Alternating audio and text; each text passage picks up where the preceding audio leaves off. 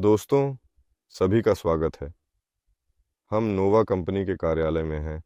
आज प्रसारण में शुभ संध्या। बिल्कुल सही। मैं फ्योदोर कॉन्स्टेंटिनोव और वादिम जुब्केविच नोवा कंपनी के मुख्य डिज़ाइनर हैं। आज हम बात करेंगे कि हाल के समय में क्या हुआ, हमने क्या किया, हम किस दिशा में बढ़ रहे हैं और थोड़ी सी खबरें भी। मैं कहूँगा कि आज 18 बजे तक ख़त्म करना है, इसलिए जो लोग पहले यहाँ होना चाहिए उनके रिपोस्ट्स को सक्रियता से करें, क्योंकि सवालों के जवाब देने के लिए ज़्यादा समय नहीं होगा। तो चलिए सीधे काम पर चलते हैं।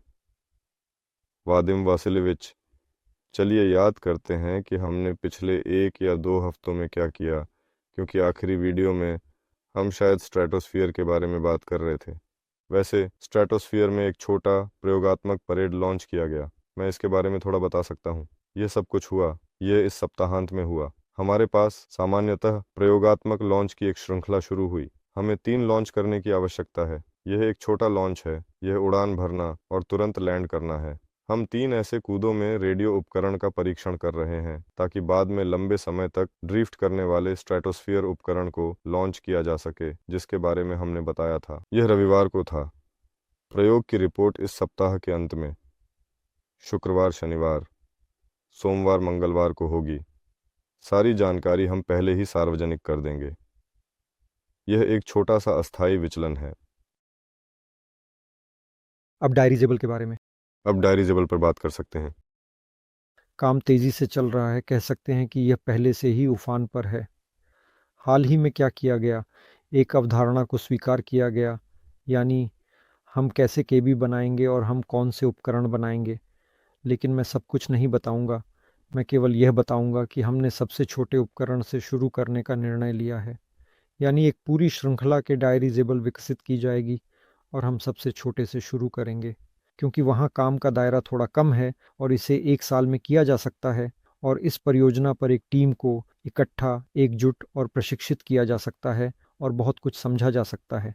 और इसके अलावा हमने तय किया है कि हर डायरीजेबल जिसे हम बनाएंगे उसमें अपनी खासियत होगी और हमारी श्रृंखला का सबसे छोटा डायरीजेबल जिसे हमारा केबी डिज़ाइन करेगा और जीवन में लाएगा वह 2000वां डायरीजेबल होगा, यानी इसकी आवरण की मात्रा 2000 घन मीटर होगी।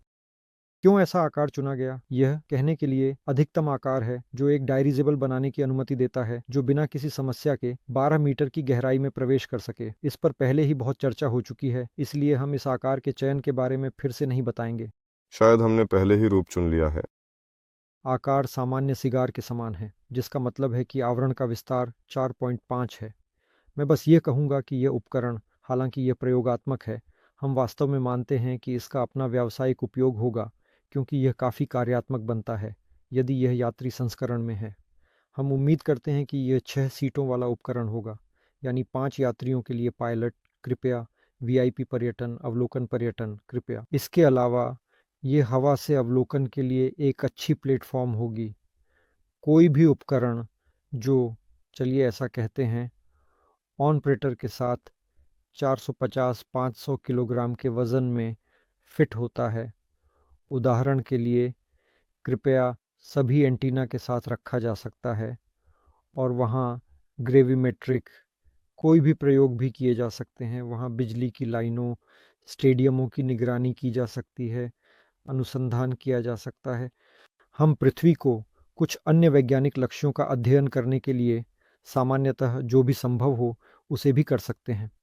इसके अलावा यह एक बहुत अच्छा विज्ञापन उपकरण होगा, क्योंकि हमने यहाँ पर काम किया है और पता चला है कि अब बहुत हल्की एलईडी जालियाँ उपलब्ध हैं और इस आकार में एक ऐसा उपकरण बनाया जा सकता है जिसकी पूरी बाहरी सतह पूरी तरह से एलईडी जालियों से ढकी होगी और रात के उड़ानों के दौरान वहाँ लगभग फिल्में भी दिखाई जा सकती हैं और यह सब उड़ान भर सकता है। और सबसे महत्वपूर्ण बात, हम वास्तव में परिवहन प्रणाली की दिशा में आगे बढ़ रहे हैं। हम इस उपकरण के आधार पर एक ड्रोन बनाना चाहते हैं जो 500 किलोग्राम को 500 किलोमीटर तक ले जा सके। ये अभी पूरी तरह से व्यावसायिक उपयोग नहीं है क्योंकि आकार थोड़ा छोटा है, लेकिन हम इस आकार में सभी तकनीकों का परीक्षण कर सकेंगे, यानी यह जैसे निकलता है। शुद्ध वाणिज्यिक संस्करण यात्री, शुद्ध वाणिज्यिक संस्करण विज्ञापन निगरानी और प्रयोगात्मक कहें तो परिवहन संस्करण। यानी हम उम्मीद करते हैं कि एक उपकरण को इन 3 रूपों में 1 साल में पायलट संस्करण के रूप में उड़ान में लाएंगे और साथ ही हम बिना पायलट के संस्करण पर काम करना शुरू करेंगे।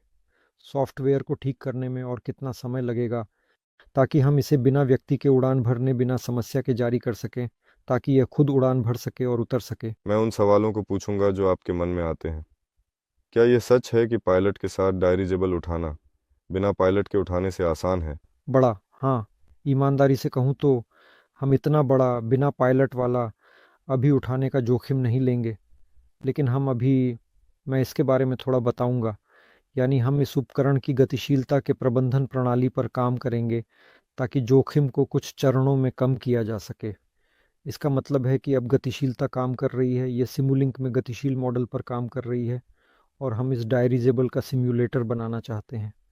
और वास्तविक नियंत्रण उपकरणों के साथ, जो कहने के लिए वे बिल्कुल वही नहीं होंगे जो बोर्ड पर होंगे, लेकिन वे कार्यात्मकता, गति और सब कुछ के मामले में समान होंगे और वास्तविक पायलटों के साथ, ताकि वे इस डायरिजेबल पर उड़ान भरने की कोशिश कर सकें, अपनी टिप्पणियां दे सकें कि उन्हें क्या पसंद है, क्या पसंद नहीं है। लेकिन साथ ही हम केबिन की एर्गोनॉमिक्स, गतिशील मॉडल और प्रस्तुति पर काम करेंगे। और यह एक महत्वपूर्ण कदम है ताकि हम एक पायलटेड संस्करण बना सकें। और हम एक और कदम उठाना चाहते हैं जो हमारे लिए काफ़ी दिलचस्प होगा, जो हमें, जैसा कि हम अनुमान लगाते हैं, कुछ महीनों, 3-4 शायद 5 लगेगा। अभी कहना मुश्किल है क्योंकि अवधारणा अभी पूरी तरह से विकसित नहीं हुई है। हम लगभग 100 घन मीटर का एक छोटा, पूरी तरह से ज्यामितीय रूप से समान ड्रोन बनाना चाहते हैं जो पूरी तरह से इलेक्ट्रिक होगा, यानी बिना किसी पेट्रोल इंजन के।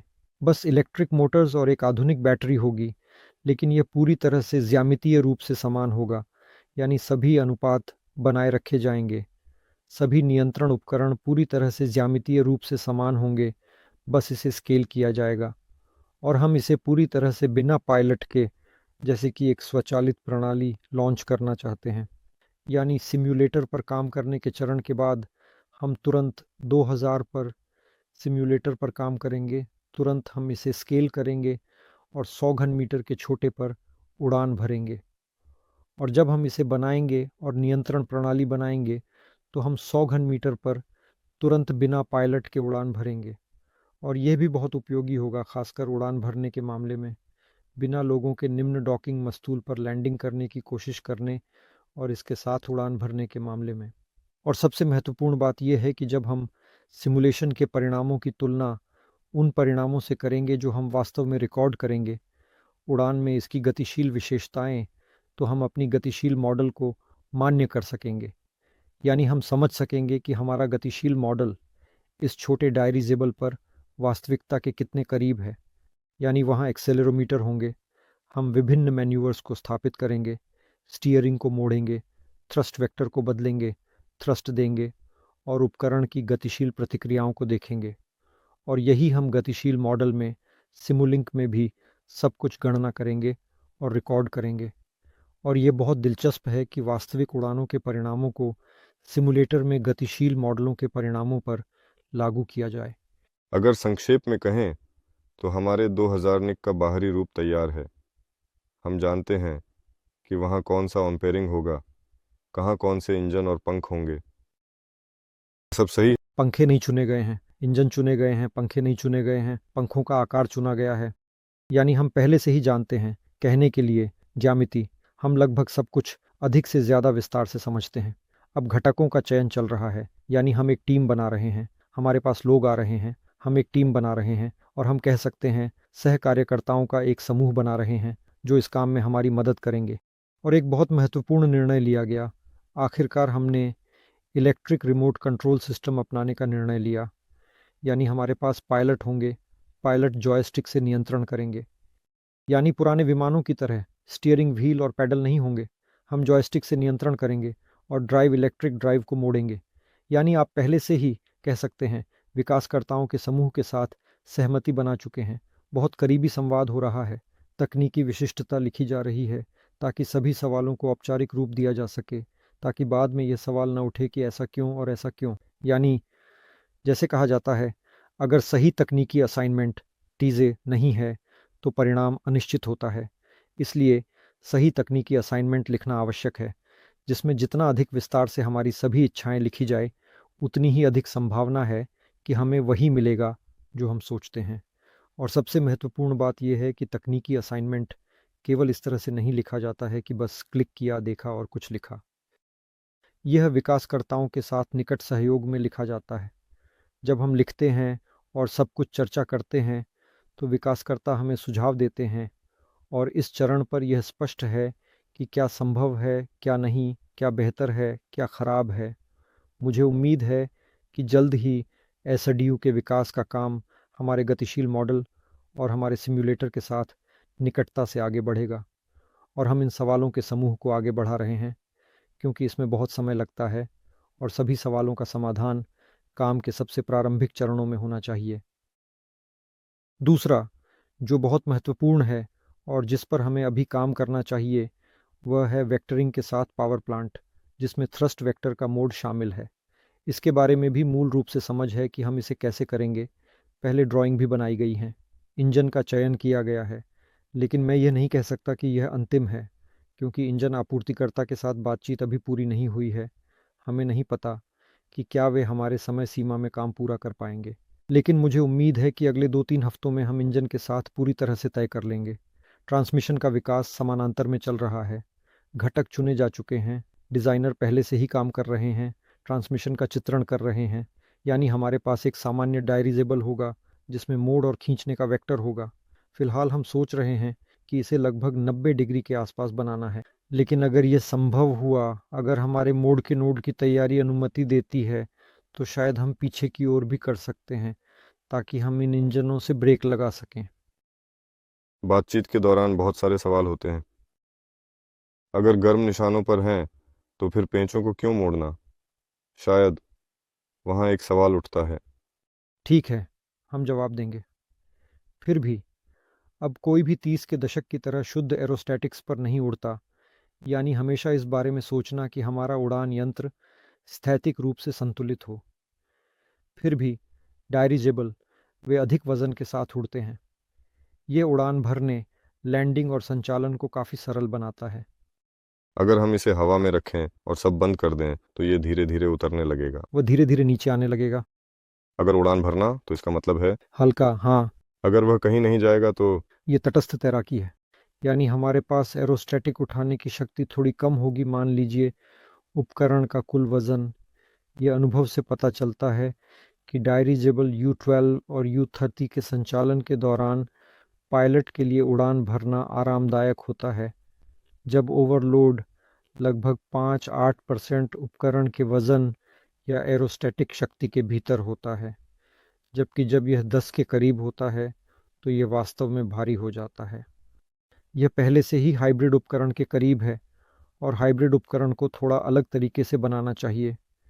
यानी ऐसे सामान्य सिगार के आकार के शरीर, उन्हें कहने के लिए इसे एक पंख के रूप में भी देखा जा सकता है, केवल इसका वायुगतिकीय गुण बहुत अच्छा नहीं है। इसलिए बड़े ओवरलोड के साथ उड़ान भरना बहुत अधिक ईंधन खा जाता है और कम प्रभावशीलता के साथ होता है। इसलिए हम उड़ान भरते हैं। ये फिर भी तटस्थ तैराकी के करीब है, लेकिन 5-8% के ओवरलोड के साथ। उतराई के दौरान, विशेषकर जब लंबी उड़ान हो, जब हम सभी ईंधन का उपयोग कर लेंगे, तो हम शायद तटस्थ तैराकी के करीब उतरेंगे, या शायद थोड़ा अधिक हल्के भी। यानी इलेक्ट्रिक थ्रस्ट को नीचे करने से हमें हल्के होकर भी उतरने की अनुमति मिलती है। यानी वह ऊपर अधिक भारित होता है, वह नीचे कम भारित होता है। आमतौर पर वह तब उड़ता है जब उसने गति प्राप्त कर ली होती है। पंख क्षैतिज होते हैं और हम डायरिजेबल के शरीर को थोड़ा सा कोण देते हैं, और यह अधिक वजन गतिशील उठाने की शक्ति से आता है। लेकिन जब हम गति कम करते हैं तो हमारी वायुगतिकी काम नहीं करती, शरीर हमें नहीं उठाता। इसलिए हमें, जैसा कि कहा जाता है, लटकने के बजाय सही तरीके से उड़ान भरने और सही जगह पर उतरने के लिए आवश्यक है। हम थ्रस्ट वेक्टर पे काम कर रहे हैं, मोड़ रहे हैं। तो हमारे इस डायरिजेबल 2000 के लिए पहले से ही पावर यूनिट चुनी जा चुकी है। ये स्पष्ट है कि यह पूरी तरह से स्वीकृत नहीं है, लेकिन पहले से ही एक घुमावदार ट्रांसमिशन विकसित किया जा रहा है और यह भी समझ में आ गया है कि पंखे कैसे होंगे। आकार के बारे में तो हाँ, लेकिन हम अभी तक चयन नहीं कर पाए हैं। हमने प्रकार चुना है क्योंकि दुनिया में पंखों का उत्पादन होता है। मुझे लगता है कि पंखों के साथ कोई समस्या नहीं होगी। हम बस इस सवाल को सबसे महत्वपूर्ण के रूप में टाल रहे हैं। एकमात्र बात जो हम निश्चित रूप से जानते हैं वह ये है कि हम छोटे उपकरण पर कहने के लिए घूर्णन पंखों के साथ नहीं जाएंगे। ये सब हाइड्रोलिक नियंत्रण है। पहले हमारी गति ऐसी है, दूसरे उलटफेर ऐसे नहीं है कि इसके लिए जाएं। ये बस निश्चित पिच के पंख होंगे। एकमात्र बात यह है कि यह कहने के लिए आयातित एडजस्टेबल होगा, यानी ज़मीन पर पंखों के स्थापित करने के लिए आवश्यक कोण को अनुकूलित किया जाता है और इसके साथ हम उड़ान भरते हैं। उड़ान के दौरान हम पंखों के स्थापित करने के कोण को नहीं बदल सकते। तो यह वास्तव में अभी इस विशेष छोटे उपकरण पर भी है। हाँ, क्योंकि उसके लिए यह एक सामान्य समाधान है। संरचना को अधिक जटिल बनाने की आवश्यकता नहीं है। इसे कहें ऐसी कार्यक्षमताओं के दृष्टिकोण से अनुकूल होना चाहिए। और चूंकि उपकरण छोटा है, इसकी जड़ता भी कम है और कहने के लिए इसकी जड़ता को रिवर्स चाल चालू करके या पंखों को मोड़कर कम करना हमें अनावश्यक लगता है। और मुझे उम्मीद है हम सभी इसे गतिशील मॉडल पर जांचेंगे और हमारे सभी प्रारंभिक गणनाएं गतिशील मॉडल दिखाएगा और फिर वास्तविक उड़ानें भी इसे दिखाएंगी और साबित करेंगी। और गतिशील मॉडल, ऐसा लगता है ये एक छोटा 100 घन मीटर होगा, जहां पर इंजन भी होंगे और सब कुछ वहीं घूमेगा। ऐसे ही स्टीयरिंग भी होंगे। लेकिन ये एक गतिशील मॉडल नहीं है। यह कहें एक बिना पायलट वाला ज्यामितीय समानता है, जबकि गतिशील मॉडल वह है जो अंदर मस्तिष्क में कंप्यूटर में सिम्युलेटर पर होता है। यानी एक शक्तिशाली गणक के साथ कंप्यूटर है। 3 या 4 मॉनिटर हैं जो पूरी स्थिति को पायलट को दिखाते हैं। जैसे कि वहाँ कंप्यूटर पूरी इस पृथ्वी की सतह, बादलों, आसमान, सब कुछ दिखाता है और वह हमारे द्वारा स्थापित विकसित किए गए गतिशील मॉडल के अनुसार उसकी गति का मॉडल बनाता है। पायलट नियंत्रण उपकरणों का प्रबंधन करता है और तुरंत, जैसे कि वह कॉकपिट में बैठा हो, यानी यह एक सामान्य सिम्युलेटर है, जैसे कि वह एक वास्तविक उड़ान यंत्र के कॉकपिट में बैठा हो। वह पृथ्वी को देखता है, वह देखता है कि वह कैसे आगे बढ़ रहा है और साथ ही हम उसकी विशेषताओं और संक्रमण मोड को लिख रहे हैं। उसने थोड़ी देर के लिए स्टीयरिंग अपने हाथ में ले ली और उसने देखा कि वास्तव में कौन से त्वरण थे, कौन सी गति दर्ज की गई। और फिर जब हम उपकरण बनाएंगे और वास्तव में उड़ान भरेंगे तो हम कहने के लिए एक एक्सेलेरोमीटर ब्लॉक स्थापित करेंगे जो बोर्ड पर रिकॉर्ड करेगा और पायलट भी वही करेगा। हम वास्तव में रिकॉर्ड करेंगे और फिर तुलना करेंगे। हम इसे पहले उड़ने वाले मॉडल पर छोटे पर तुलना करना चाहते हैं। ये पहले से ही होगा। एक बड़े गतिशील मॉडल को सुधारें। देखना, हाँ। कृपया ध्यानपूर्वक फिर से दूसरी बार जांचें जब तक हम सिम्युलेटर पर वापस नहीं लौटते। ऐसा लगता है कि व्यक्ति जो इस पर काम कर रहा है, क्या उसकी विकास और असेंबली में वह हमारी टीम में है? टीम में पहले से ही काम कर रहा है। हाँ, सिम्युलेटर कब होगा? ये वास्तव में सचमुच बहुत दिलचस्प है। चलो सोचते हैं, लेकिन मुझे लगता है कि ये समस्या अब कहने के लिए गतिशील मॉडल में नहीं है, क्योंकि उसके पास गतिशील मॉडल पहले से ही कहने के लिए थोड़ा बना हुआ है। मैं तो ये भी नहीं कह सकता कि ये 60 से 70-80% है। अब समस्या यह है कि हम अभी तक यह तय नहीं कर पा रहे हैं कि डायरीजेबल के नियंत्रण उपकरण वास्तव में केबिन में कैसे स्थित होंगे। उपकरणों की स्थिति के बारे में विचार करना आवश्यक है। यह सुनिश्चित करना होगा कि उपकरणों की स्थिति से केबिन के अन्य कार्यों में कोई बाधा ना आए। मॉडल हमसे पहले आएगा, कहने का मतलब है जब हम पायलट के कार्यस्थल का सिमुलेशन करेंगे। वर्तमान में हम इस स्थिति में इस कार्य के चरण को वास्तव में वास्तविकता में तेज करेंगे ताकि यह सिमुलेटर जितनी जल्दी हो सके प्रकट हो सके। महीना। नए साल निश्चित रूप से होगा। इसका मतलब है कि जो व्यक्ति सिम्युलेटर बनाता है वह एक गतिशील मॉडल बनाता है। हाँ, बिल्कुल। चूंकि वह पहले से ही एक गतिशील मॉडल बना रहा है, हमारे पास ये नियंत्रण उपकरण हैं। उनकी संख्या कितनी होगी, किस प्रकार की थ्रस्ट होगी और किस प्रकार के पंखे होंगे। यानी एक हिस्सा पहले पूरा हो चुका। हाँ, और यह काम नोवा कंपनी द्वारा, नोवा के विशेषज्ञों द्वारा पूरा किया गया है। आपके पास वर्तमान में कुल कितने विशेषज्ञ काम कर रहे हैं? हमारे पास बस मैंने खास तौर पर तैयारी नहीं की और मैं वास्तव में कह सकता हूँ। हमारे पास एक चैट है। प्रोजेक्ट प्रबंधन में लगभग 15 लोग, जिनमें और 15 लोग पहले से ही। देखिए, अब वास्तव में हमारी टीम 15 लोगों की है। ये पहले से ही एक बहुत अच्छी टीम है। ये पहले से ही एक भीड़ है। सम्मेलन में हम बताएंगे। सम्मेलन 16 नवंबर को होगा। हम हर एक के बारे में थोड़ी और जानकारी बताएंगे, जो क्या कर रहा है, यहाँ तक कि हम भी दिखाएंगे। तो एक बड़ी कंपनी इकट्ठा हुई है, काम चल रहा है, जैसे कि हो रहा है, मिल रहा है। तो थोड़ा और बात करना चाहता हूँ कि जो काम शुरू में टेलीग्राम में चैट में शुरू हुआ था, शर्तिया, हाँ। हाँ, फिर धीरे धीरे शुरू हुआ, वहाँ कॉरपोरेट ईमेल आए, वहाँ स्थानीय ड्राइव आए। अब पीएलएम प्रणाली के कार्यान्वयन की कोशिश चल रही है, या सही में कहें तो इसकी शुरुआत हो रही है। और साथ ही आप जो कर रहे हैं उसे, जैसे इसे क्या कहते हैं, विभाजन विवरण, इसे विभाजन योजना कहा जाता है। मैं अभी तक याद नहीं कर पा रहा हूँ कि इसे क्या कहते हैं। तो यह विभाजन का एक स्कीमा है। ये वास्तव में एक प्रकार की तालिका है जिसमें सभी मुख्य घटकों की सूची दी गई है। सबसे पहले ऊपरी स्तर पर मुख्य घटक हैं, फिर नीचे छोटे घटक हैं जिनसे मुख्य घटक बने हैं, लेकिन यह अब लगभग 5 पृष्ठों का स्थान लेता है, यानी सामान्य 5 पृष्ठ और 4 यानी घटकों की सूची जिसमें डायरीजेबल है। यह अभी बहुत बड़ी स्तर की गहराई नहीं है, यानी इसके साथ अभी भी काम किया जा सकता है। जैसे जैसे निर्माण की संरचना विकसित होगी, ये बदलती जाएगी विभाजन की योजना, क्योंकि इसे निर्माण दस्तावेज की संरचना के अनुसार होना चाहिए, यानी निर्माण दस्तावेज कैसे जारी किया जाएगा। यहाँ एक ऊपरी असेंबली है, ये किन किन भागों से बनी है और यह भाग किन किन भागों से बना है, यही विभाजन की योजना है। यह एक आधिकारिक निर्माण दस्तावेज है। इसका अपना पहचानकर्ता E1 भी है, और यह तालिका के रूप में नहीं बल्कि वर्गों के रूप में, वर्गों के इस पेड़ के रूप में बनाया गया है। लेकिन यह काम के दौरान विकसित होगा, जबकि यह तालिका के रूप में है। लेकिन कुछ तो है, हम अलग अलग घटकों के लिए जिम्मेदार व्यक्तियों को नियुक्त कर सकते हैं। तुम इसके लिए जिम्मेदार हो, तुम इसके लिए और इस घटक के लिए किसी व्यक्ति की तलाश करनी होगी, और इसी तरह। हमारे पास ये है। वहाँ वादिम ने 5 पन्नों की बात की, लेकिन फिर भी वहाँ शर्तीय शीर्षक हैं। डेसिमल नंबर हैं, यानी अब स्पेसिफिकेशन जारी करना संभव है, डेसिमल नंबर मौजूद हैं। मैं बात कर रहा हूँ कि हमारे पास जिम्मेदार लोग हैं। हाँ, जिम्मेदार लोग आ गए। तो सवाल, हमें और कितने विशेषज्ञों की आवश्यकता है? लेकिन फिर भी मैं उनके लिए तैयार नहीं था, इसलिए मैं नहीं कह सकता कि ये कौन होगा, लेकिन हमारी टीम में से कोई होगा और कोई आउटसोर्सिंग पर होगा। क्या वहाँ 50% विशेषज्ञ हैं या 20% हैं? डायरीजेबल छोटा है, हम मान लेते हैं कि 50% है। अचानक ये 55% हो सकता है, या ये 49% हो सकता है, इसलिए अभी कहना मुश्किल है, लेकिन हम मान लेते हैं कि नहीं। 50% विभाजन योजना बंद है। 50% योजना का विभाजन बंद है।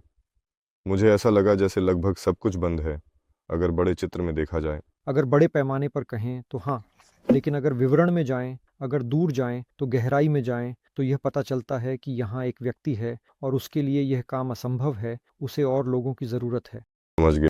यानी अगर ऐसा अनुमान लगाएं तो लगभग 30 लोगों का अंतर है, हम पहले से ही। हाँ, 30 लोग वास्तव में एक बहुत अच्छा समूह है, और ऐसा डायरीजेबल जो 2000 घन मीटर का है। मुझे लगता है कि इससे ज़्यादा की ज़रूरत नहीं है, इससे ज़्यादा की ज़रूरत नहीं है। खैर, जब अन्य परियोजनाएं होंगी तो हम निश्चित रूप से और बढ़ेंगे, क्योंकि वहाँ जिम्मेदारी का एक और स्तर होगा और कार्य की एक और गहराई होगी और सब कुछ संबंधित होगा। शायद जब हम इस उपकरण को प्रमाणित करना शुरू करेंगे तो लोगों की भी आवश्यकता होगी, क्योंकि जो चीज़ें अभी की जा सकती हैं उन्हें, उदाहरण के लिए कहने के लिए, प्रारंभिक दस्तावेजीकरण के आधार पर जारी करना होगा। वहाँ पूरी दस्तावेजीकरण करनी पड़ेगी, नहीं तो प्रमाणन करने वाले निकाय हमें बस नहीं समझेंगे। जब पूरे उपकरण के सभी आवश्यक निर्माण दस्तावेज प्रस्तुत करने की आवश्यकता होगी और समय पर। समझ गया। और क्या बताना है? तो जो किया गया है उसके बारे में बताना बेहतर है कि क्या किया गया है। चलो हम और सोचते हैं कि हम किस बारे में गर्व कर सकते हैं। क्या आपने आज यहाँ आंशिक प्रिंटिंग प्रयोगशाला लाई है या नहीं? शायद। हाँ हाँ हाँ, हमारे पास एक खास बात है कि हम चाहते हैं। हमारे पास पहले से अनुभव है, हमने इस पर बहुत प्रयोग किया है। हम इस डायरीजेबल के कुछ हिस्सों को, कहने का मतलब है एडिटिव तकनीकों के माध्यम से बनाना चाहते हैं, यानी हम इसे थोड़ा प्रिंट करना चाहते थे। विशेष रूप से अभी कंस्ट्रक्टर इस पर काम कर रहा है कि सुरक्षा वाल्व पूरी तरह से प्रिंट किए जाएं और पंखे भी, क्योंकि एक गणना की गई है, हमने अधिकतम ऊर्ध्वाधर गति के साथ तय किया है। ये निकलता है कि हमने उन्हें 7 मीटर प्रति सेकंड के स्तर पर फिक्स किया है। यानी अगर हमने तय किया कि हमारा डायरीजेबल लगभग 30 मीटर प्रति सेकंड की अधिकतम गति से उड़ान भरेगा, तो यह लगभग 108 या शायद थोड़ा अधिक है। वहाँ 110 से 112 किलोमीटर प्रति घंटे की गति प्राप्त होगी। क्रूजिंग गति 100 किलोमीटर प्रति घंटे के स्तर पर होगी और ऊंचाई बढ़ाने और घटाने की ऊर्ध्व गति हमने 7 मीटर प्रति सेकंड दर्ज की। और एक गणना की गई कहने के लिए वायुगतिकी की कि हमें कितनी हवा की आवश्यकता है, क्योंकि मैं फिर से कहता हूँ कि यह उपकरण नरम योजना के अनुसार बनाया जा रहा है और इसके शरीर का आकार केवल आंतरिक दबाव के कारण बनाए रखा जाता है। इसलिए आंतरिक दबाव को बहुत सख्त सीमाओं में रखना आवश्यक है, अर्थात सभी दबावों की एक तालिका बनाई गई है, अर्थात प्रत्येक प्रणाली का उत्तरदायित्व है, अर्थात जब हमारे पंखे चालू होते हैं, जब वाल्व खुलने चाहिए, जब पायलट को अत्यधिक उच्च दबाव के बारे में चेतावनी मिलनी चाहिए या जब पायलट को अत्यधिक निम्न दबाव के बारे में चेतावनी मिलनी चाहिए ताकि वह किसी आपात स्थिति में निर्णय ले सके। जब हम गैस वाल्व को खुलने की अनुमति देते हैं और गैस खोते हैं, लेकिन यह केवल आपात स्थितियों में होता है, तब सिस्टम को चेतावनी देनी चाहिए कि आवरण में दबाव अधिक है, तभी गैस वाल्व खोला जाता है, क्योंकि गैस खोना बिल्कुल नहीं चाहते। ये सभी मान पहले से ही एक दस्तावेज के रूप में दर्ज हैं, हम पहले से जानते हैं, और इन मानों के लिए एरोस्टैटिक्स की गणना की गई है।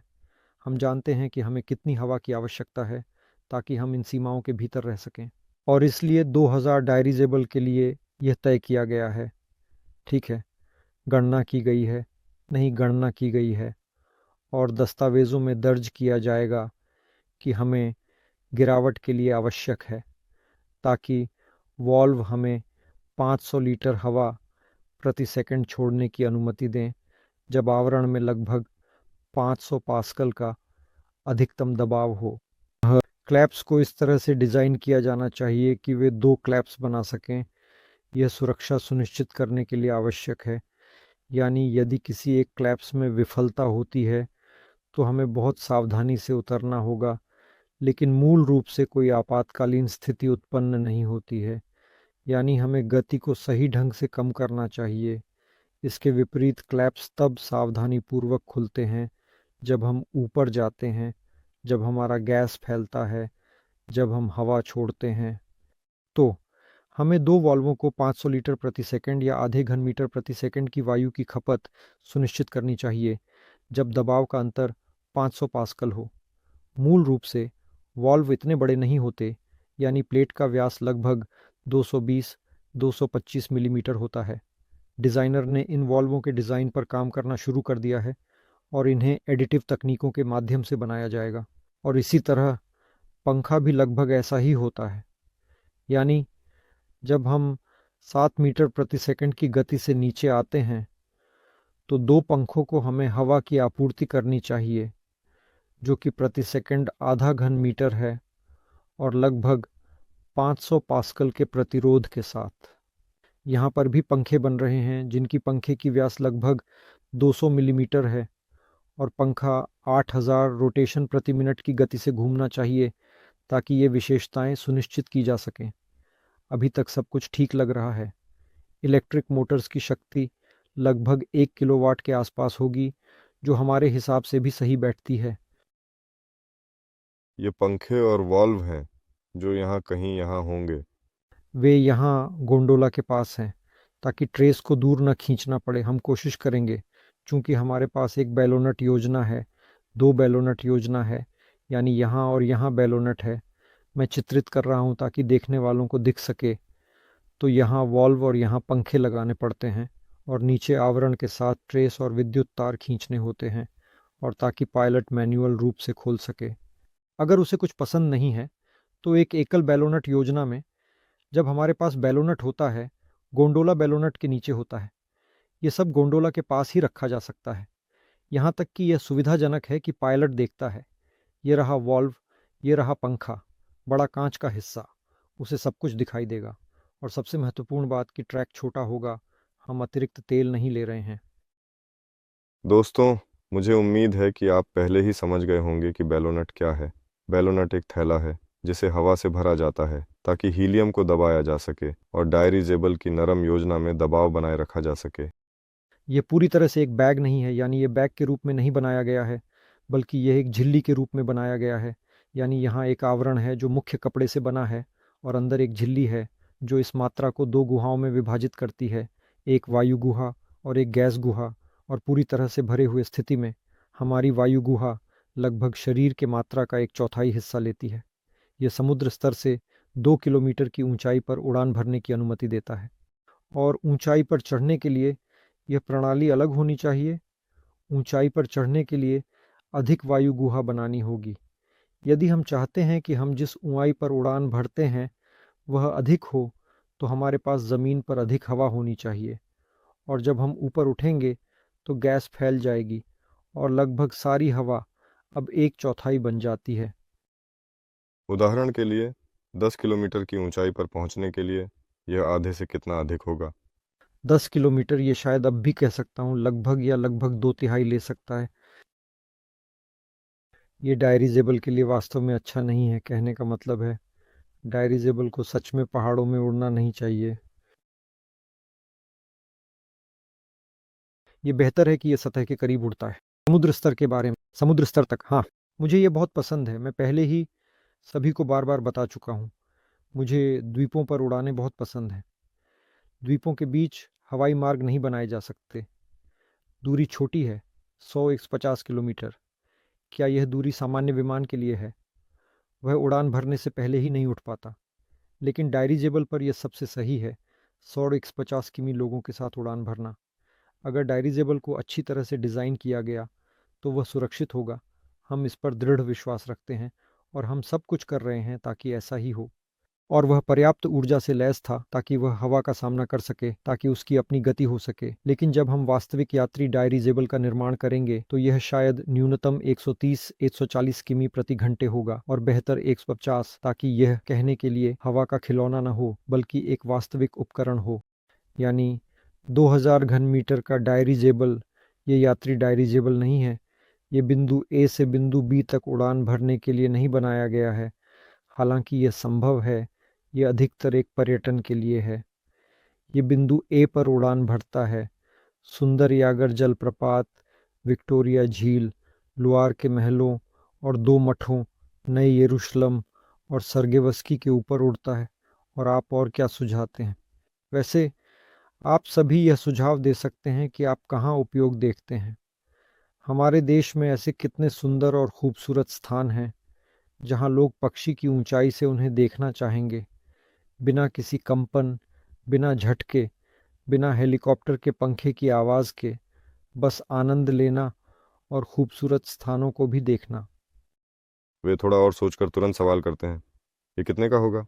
ये कितना खर्च होगा? यह उत्पादन की श्रृंखला पर निर्भर करेगा। क्या इनका बड़े पैमाने पर उत्पादन होना चाहिए? हमें और अधिक शक्तिशाली की ओर बढ़ना होगा। हमें और आगे बढ़ना होगा। इसके साथ क्या करना है? क्या हम इसका श्रृंखलाबद्ध उत्पादन करेंगे? ये तुरंत कहना मुश्किल है। चलिए हम इसे बनाते हैं, हम इसमें उड़ान भरेंगे और हम तुरंत देखेंगे कि इसकी कितनी मांग है। किसी भी मामले में 6 सीटों वाले हेलीकॉप्टर और विमान पूरी तरह से मांग में हैं। वे किसी नियमित एयरलाइनों में शामिल नहीं हैं, लेकिन ये विमान बिकते हैं, लोग इनमें उड़ान भरते हैं। हाँ, ये सस्ता आनंद नहीं है। कभी भी, कहने के लिए, 6 सीटों वाला विमान, यदि हम इसके लिए टिकट बेचने जा रहे हैं तो कभी भी टिकट की कीमत इतनी नहीं होगी जितनी कि मध्यम दूरी के विमान की, जो 150 यात्रियों को ले जाता है। यह स्पष्ट है। लेकिन सबसे पहले कुछ तो शुरू करना होगा। दूसरे ऐसे लोग हैं जो इतनी राशि चुकाने के लिए तैयार हैं। मुझे लगता है कि एक बहुत खूबसूरत जगह पर 1 घंटे की उड़ान के लिए, चाहे वह रूबल में हो, डॉलर में हो, यूरो या युआन में, कीमतें बताने से बेहतर है। आप अभी देख रहे हैं, बाद में इसे नाम देंगे। ये हैं सवाल। ठीक है, हम कीमत नहीं बताएंगे। मार्केटिंग को छोड़कर सब कुछ ठीक है। मुझे लगता है कि शुरुआत तब करनी चाहिए जब सीरियल उत्पादन शुरू हो।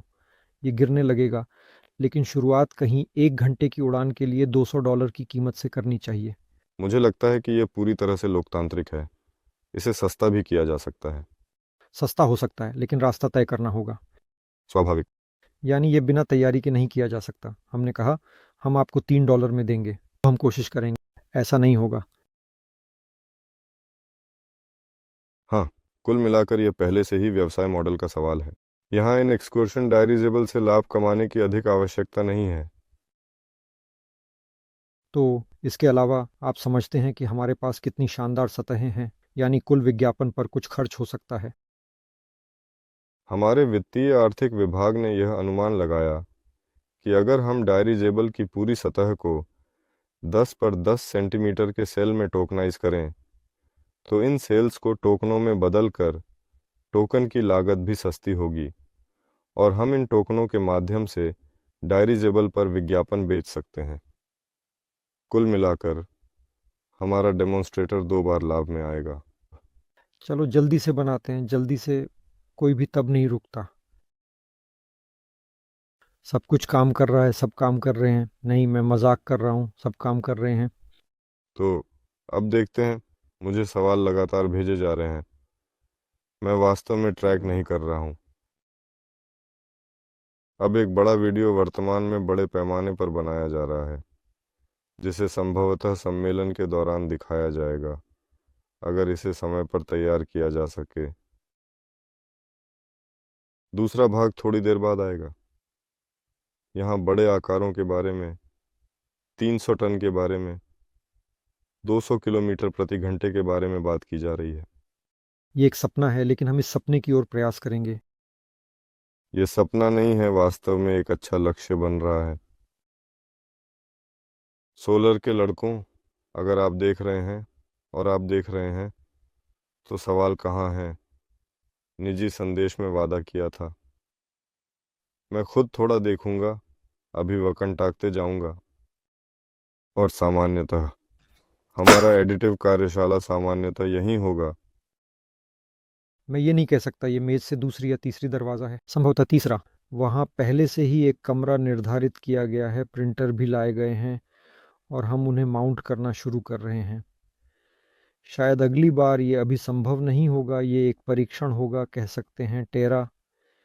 जब वहाँ 1 सप्ताह या 2 बाद या 16 नवंबर को होगा, जब हमारे पास होगा, मुझे उम्मीद है कि हम दिखाएंगे कि ये दिशा, ये कंस्ट्रक्टर हम।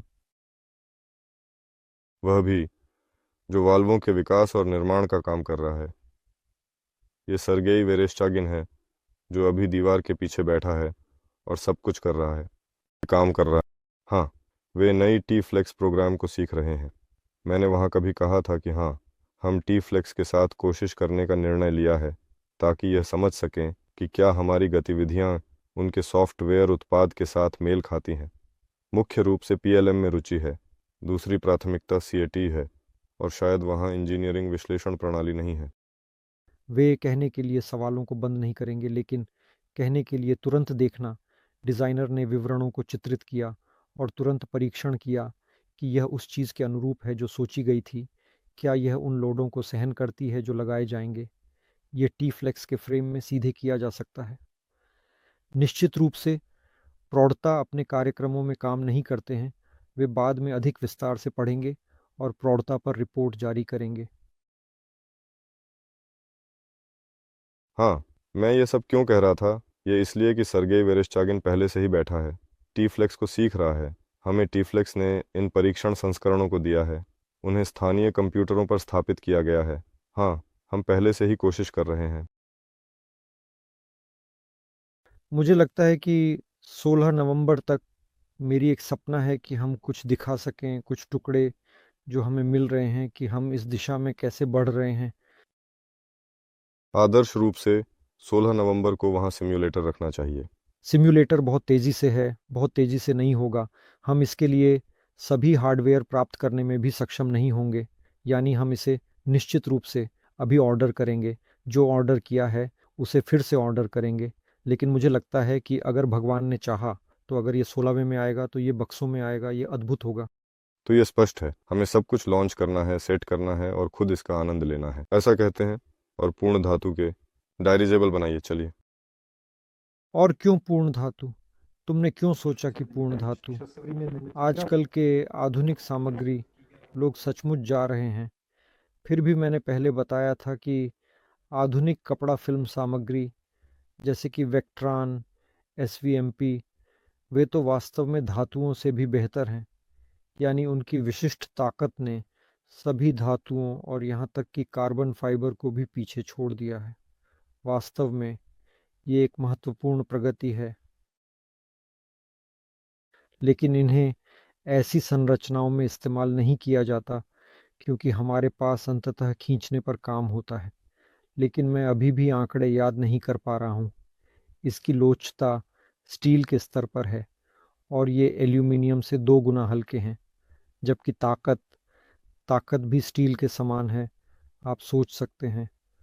अगर गैस पारगम्यता की बात करें तो अब ऐसे प्लास्टिक भी आ गए हैं जो कह सकते हैं बाधा गुण प्रदान करते हैं, जो धातुओं से कमतर हैं। धातुओं की तुलना करना मुश्किल है, लेकिन फिर भी वे हमें पूरी तरह से संतुष्ट करते हैं। वे हीलियम के जो रिसाव करते हैं, वे भी हमें पूरी तरह से संतुष्ट करते हैं। फिर से मैंने फाइबर के बारे में बताया। मुझे नहीं पता आपने देखा या नहीं, मैं फिर से बता सकता हूँ। जब वायुयानों का युग शुरू हुआ तो इंजीनियरों के लिए उपलब्ध सबसे मजबूत फाइबर कपास का फाइबर था। और चलिए हम थोड़ी देर के लिए वस्त्र संबंधी शब्दों में चलते हैं। इसका मतलब है कि वस्त्रकारों के लिए फाइबर की विशिष्ट ताकत सेंटीन्यूटनों में मापी जाती है प्रति डेसिटेक्स। सेंटीन्यूटन क्या है? सेंटीन्यूटन एक न्यूटन का 100वां हिस्सा है। और टेक्स क्या है? टेक्स वह धागा है जिसका वज़न 1 ग्राम है, लेकिन इसकी मोटाई ऐसी है कि 1 ग्राम वज़न होने पर इसकी लंबाई 1 किलोमीटर होती है। डेसिटेक्स एक ऐसा धागा है जिसकी मोटाई इस प्रकार है कि 1 ग्राम वज़न पर इसकी लंबाई 10 किलोमीटर होती है। ऐसे धागों से बने कपड़े वास्तव में नहीं बनते। असली धागे जिनसे कपड़े बनाए जाते हैं वे 100, 200, डेसिटेक्स 50-60 होते हैं। ये इस पर निर्भर करता है कि वे किस प्रकार के धागों से बने हैं। लेकिन वस्त्र उद्योग में विशेष ताकत को डेसिटेक्स पर सेंटीन्यूटनों में मापा जाता है। यहाँ कपास के रेशे की विशिष्ट ताकत है। अगर ये कपास होता तो ये 3 सेंटीमीटर प्रति डेसिटेक्स से कम होता। सबसे अच्छे लंबे रेशेदार कपास की किस्म रेशे की विशिष्ट ताकत लगभग 3-3.5 सेंटीमीटर प्रति डेसिटेक्स देती है। 40 के दशक में रसायनज्ञों ने कैप्रोन का आविष्कार किया। कैप्रोन की विशिष्ट ताकत पहले से ही है। ये लगभग 7-8 सेंटीमीटर पर डेसिटेक्स है। यानी कैप्रोन कपास सबसे अच्छे कपास से 2 गुना मजबूत है। लगभग 50 के दशक में पॉलिएस्टर फाइबर का आगमन हुआ। हमारे यहाँ इसे अधिकतर लफ्तसान के नाम से जाना जाता है। यह एक व्यावसायिक नाम है जो सोवियत संघ में इस्तेमाल होता था। विदेशों में इसके कई नाम थे, डोक्रोन और भी कुछ व्यावसायिक नाम, लेकिन यह पॉलिएस्टर फाइबर है। ये पहले से ही लगभग 10-12 सेंटीमीटर है। फिर 60 के दशक के अंत में केवाड़ आया। ये लगभग 22-23 सेंटीमीटर है। पहले ही 10 बार। लेकिन केवलर एरोस्टैटिक उपयोगों के लिए खराब क्यों है? रस्सियों के लिए, क्योंकि जब आप इसे खींचते हैं तो इसकी ताकत अधिक होती है, लेकिन जब इसे झटका दिया जाता है तो यह कम लोड पर टूट सकता है। और जब वेक्ट्रान आया जो DCTX पर लगभग 23 सेंटीमीटर है, तो आप इसे जैसे चाहें खींच सकते हैं। वेक्ट्रन का टेक्सटाइल पिघलने वाले कपड़े के लिए बिल्कुल सही है। और विज्ञान रुका नहीं है, लोग काम कर रहे हैं। लोग सोचते हैं कि उसके लिए कहीं 29 सेंटीमीटर के फाइबर आए हैं, लेकिन वे इतने सुविधाजनक नहीं हैं क्योंकि फाइबर बहुत जल्दी खराब हो जाता है, विशेष रूप से गर्मी और नमी के संयोजन से। यहाँ तक कि एक प्रयोगात्मक बैच बुलेट प्रूफ जैकेट का बनाया गया था और उनमें कुछ बुलेट प्रूफ जैकेट खरीदी गई थी। और जब वे काम पर गए तो वे बस हवा में खुले पड़े थे, गर्म, नम। जब वे काम पर गए तो दुर्भाग्यवश एक त्रासदी हुई।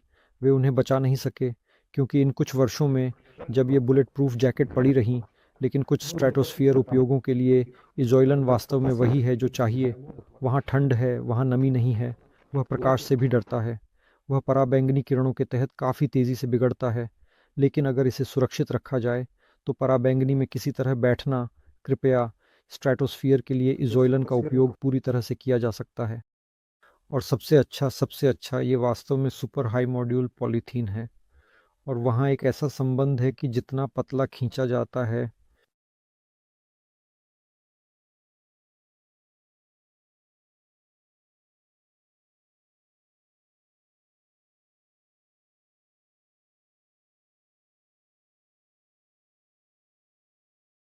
सुनाई दे रहा है? दोस्तों, सुनाई दे रहा है? क्या आवाज़ सही गई?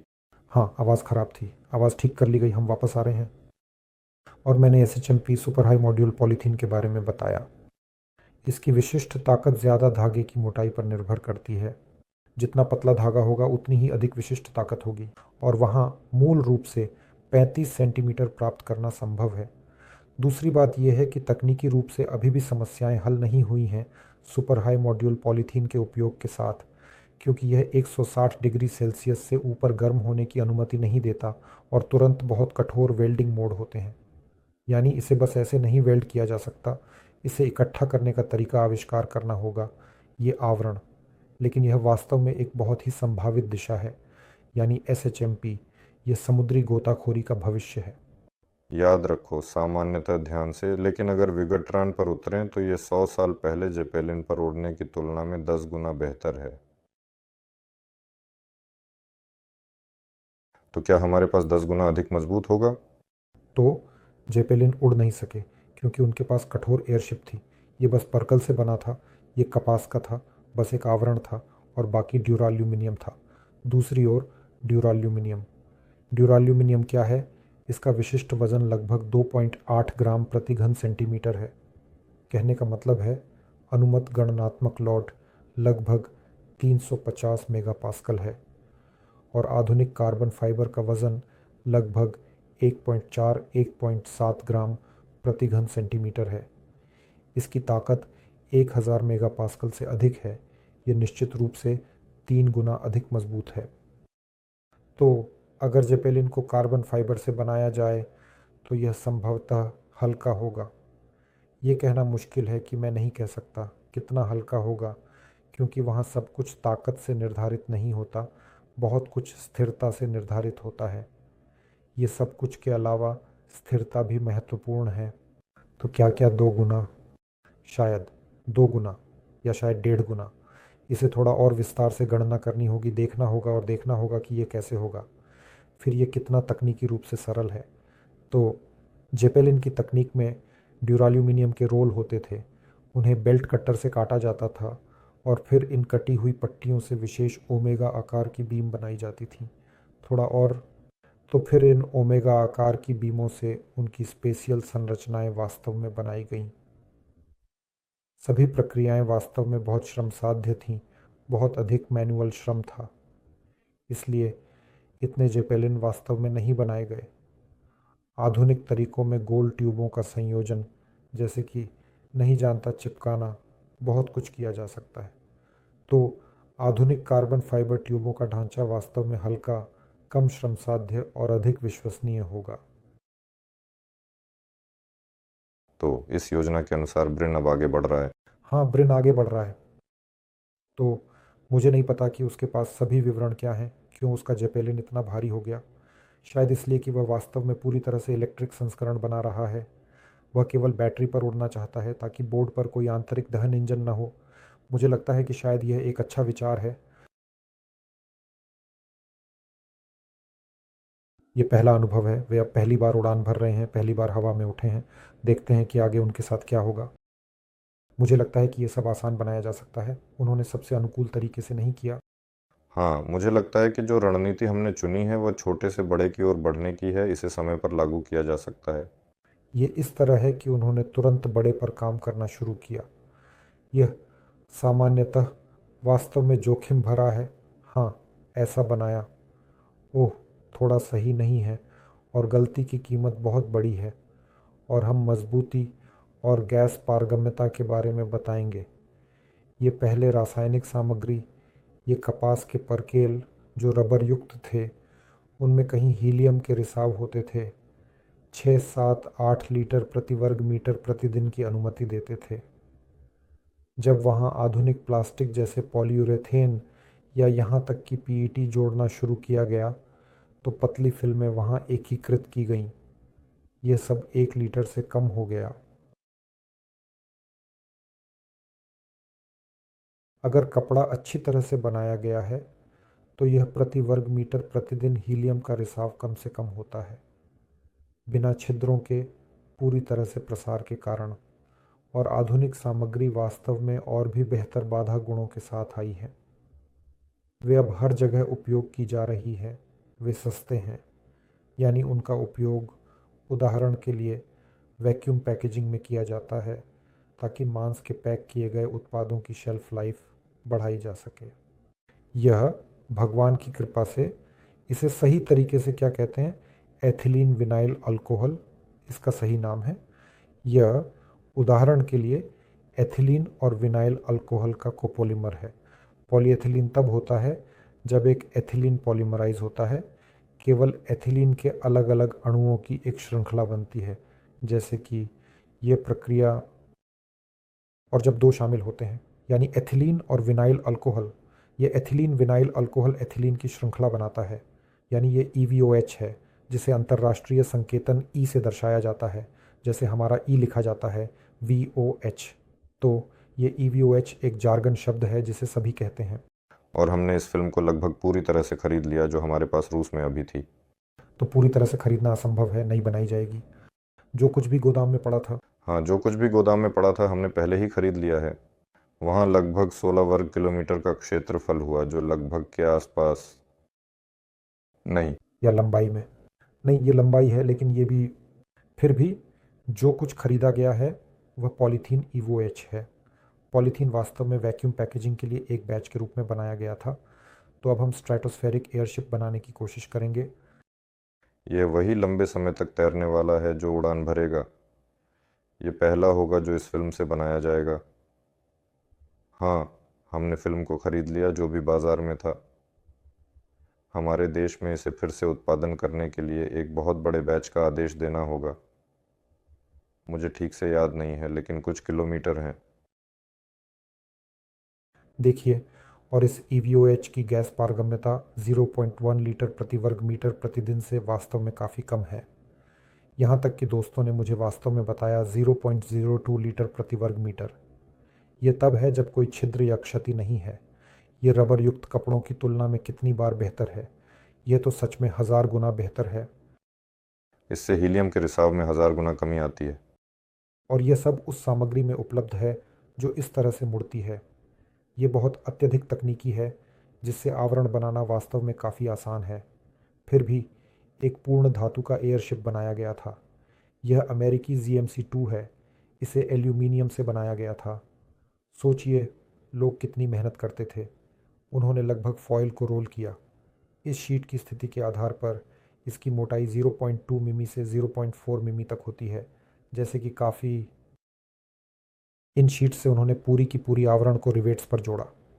रिवेट्स पर उन्होंने कई 100 हज़ारों रिवेट्स लगाए, और सभी रिवेट्स वास्तव में सील किए गए थे, सीलेंट के माध्यम से रिवेट किए गए थे।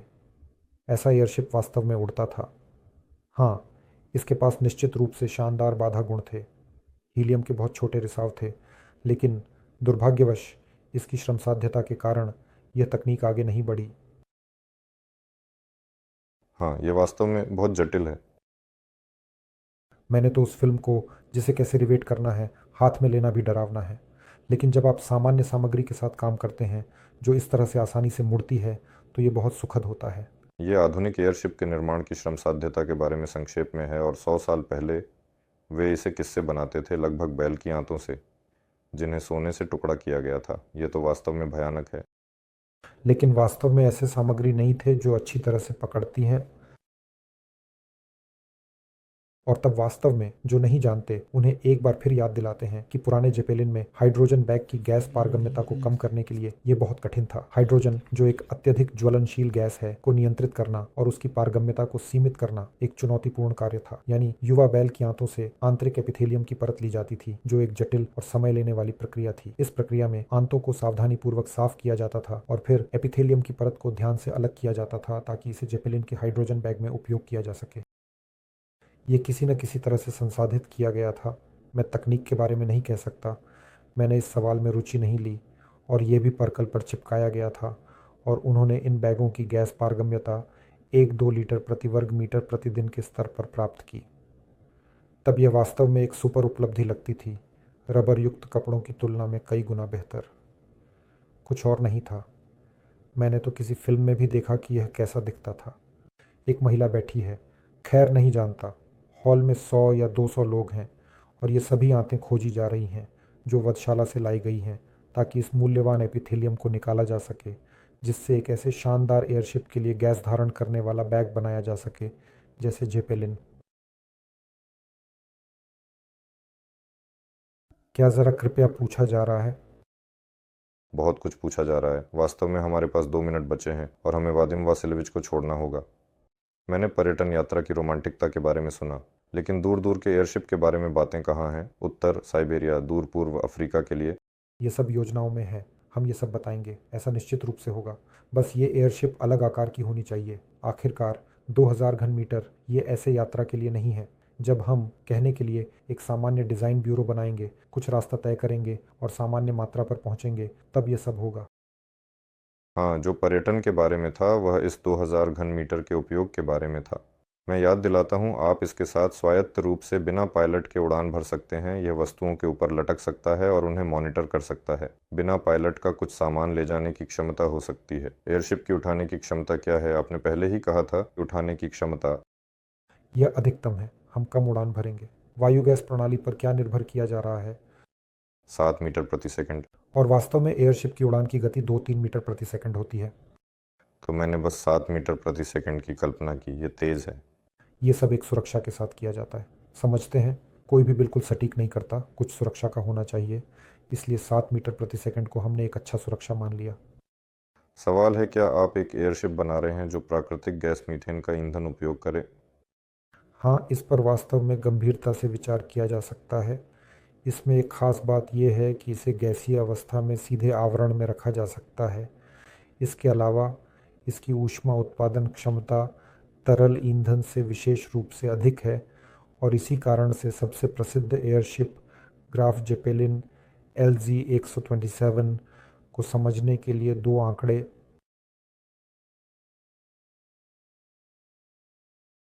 जब उसने 40 टन ईंधन अपने साथ लिया तो वह वास्तव में 100 किलोमीटर प्रति घंटे की गति से 80 घंटे उड़ सकता था, मुझे याद है। और जब उसने 30 टन ईंधन लिया तब भी वह सचमुच 100 किलोमीटर प्रति घंटे की गति से उड़ सकता था और साथ ही वह लगभग 40,000 घन मीटर ब्लाउ गैस ले जा सकता था और वह 120 घंटे तक 100 किलोमीटर प्रति घंटे की गति से उड़ सकता था। यानी ब्लाउ गैस पर उसने विश्व यात्रा की। वह निकला, 2 मध्यवर्ती लैंडिंग की और उसी बिंदु पर वापस आया जहां से वह वास्तव में निकला था।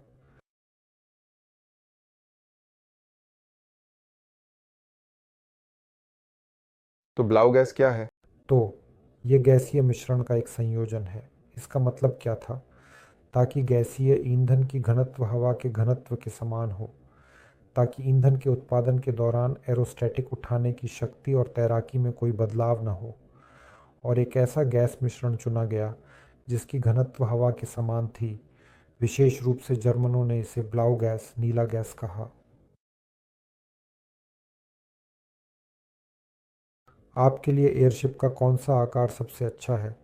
मैं पारंपरिक सिगार के आकार का समर्थक हूँ, लेकिन जब हम विभिन्न विदेशी आकारों की बात करते हैं तो यह सब संभव बनाना चाहिए और इसमें कुछ लाभ है। जब हम शरीर को विकृत करते हैं तो हमें भारी उपकरणों के साथ उड़ने की संभावना मिलती है, यानी शरीर के उठाने के गुण बेहतर होंगे। लेकिन इसके लिए वास्तव में एक बड़ा शोध कार्य करना होगा, जैसे कि विभिन्न प्रकार के शोध कार्य करना होगा। तो बस एक कलाकार ने देखा, कुछ बनाया ताकि उनका शरीर ऐसा हो। ये वास्तव में नकारात्मक प्रचार प्राप्त करने का एक रास्ता है। वहाँ किसी न किसी समस्या होगी, या एरोडायनामिक्स के दृष्टिकोण से कुछ गलत होगा, या कोई विफलता मोड़ या अस्थिरता होगी, या इस शरीर को इस तरह विकृत करने के लिए मास का खर्च इतना होगा कि आप एरोडायनामिक्स से जो लाभ प्राप्त करेंगे वह सब वास्तविकता में खो देंगे। इससे निपटा जा सकता है, लेकिन इसे बहुत सावधानी से करना चाहिए। हाँ, और इसलिए हमने इस विकास मॉडल को चुना। हम छोटे से बड़े की ओर बढ़ रहे हैं और सभी संभावित विकल्पों पर प्रयोग करने का समय पाएंगे, न कि जैसे अब कई लोग तुरंत कहते हैं कि वे 200 टन का ऐसा प्रकार बना रहे हैं। और कलाकारों ने आलोचनात्मक दृष्टिकोण से वास्तव में बनाया और चित्रित किया, जो असामान्य रूप से लगता है। हाँ, असामान्य। और इस रास्ते में कौन कौन सी बाधाएं हैं, ये काम के दौरान ही स्पष्ट हो रहा है। हाँ, ऐसे आकारों का कोई भी रूप फिर भी प्राकृतिक कानूनों के अनुरूप होना चाहिए। यदि हम इस जेपेलिन से एक निश्चित ऊंचाई पर, जहां निश्चित दबाव है, एक निश्चित गति से चलने का कार्य रखते हैं, तो ये दो पैरामीटर उसके बाहरी रूप को निर्धारित करते हैं। तो जो रूप पसंद है, ये कार्य के बारे में संक्षेप में है। तेज जेपेलिन के लिए ऊंचाई पर यह एक रूप है, धीमी पृथ्वी के चारों ओर यह स्वाभाविक रूप से दूसरा है। और सभी रूप, हाँ, इन दो कानूनों द्वारा निर्धारित हैं, और साथ ही सामग्री विज्ञान से भी। कहने का मतलब है, फिर भी सामग्री विज्ञान और बड़ी वायुगतिकी के साथ न्यूनतम वायुगतिकीय प्रतिरोध के लिए लड़ना चाहिए। यानी फिर से, यदि कुछ आंकड़े लें, तो वही जेपेलिन जिनमें लगभग कोई उभरी हुई भाग नहीं थी, उनका प्रतिरोध विशेष क्षेत्र के सापेक्ष था। और जेपेलिन के लिए विशेष क्षेत्र ये 2-3 की शक्ति में मात्रा है। यानी यदि विमान के लिए विशेष क्षेत्र के रूप में पंख का क्षेत्र लिया जाता है, तो जेपेलिन के लिए मात्रा लेना सामान्य है, क्योंकि जेपेलिन के लिए मात्रा महत्वपूर्ण है। और क्षेत्र प्राप्त करने के लिए हम बस इसका 2-3 की शक्ति का वर्गमूल निकालते हैं और क्षेत्र प्राप्त करते हैं। तो जेपेलिन के लिए यह 0.02 से कम या लगभग 0.02 है। यह उभरी हुई भागों का न्यूनतम अनुकूल लंबाई और बड़े आकार हैं। जेपेलिन दुर्भाग्यवश नहीं, बल्कि शायद सौभाग्य से, वे वास्तव में बड़े आकार को बहुत पसंद करते हैं। यानी जेपेलिन जितना बड़ा होगा, उतना ही कम प्रतिरोध होगा, उतना ही कम ये चीज़ें होंगी। जितना अधिक हम जेपेलिन के कुल वज़न के संबंध में ले सकते हैं, उतना ही अधिक हम वास्तव में उपयोगी भार ले सकते हैं। मैंने लगभग सब कुछ बता दिया। इसलिए मैं बाकी सवालों का जवाब खुद दे सकता हूँ। मैं सवालों जवाब देने तैयार हूँ, अब भागने समय हो गया। हाँ, मुझे सुनने के लिए आपका बहुत धन्यवाद। आशा है ये दिलचस्प था। सवाल पूछें, मैं भी उनके जवाब दूंगा। हाँ दोस्तों, चैट में सक्रियता बनाएं। अभी हमारे पास थोड़ा सा व्यवस्थित मोड है, ओवर टाइम ख़त्म हो रहा है और हम धीरे धीरे ऐसे तकनीकी सवालों के जवाब देने में सक्षम होंगे, और टेलीग्राम में भी। तो हमारे पास टेलीग्राम में एक चैट है। अगर आप इस प्रसारण को पहली बार देख रहे हैं तो सामान्यतः लिंक खोजें, प्रसारण की गति चल रही है, चैट में जाएं, शामिल हों। वहाँ सवाल का एक खंड है और सवाल पूछें। तो वादिम वासिलेविच, बहुत धन्यवाद, आपको भागने का समय हो गया है।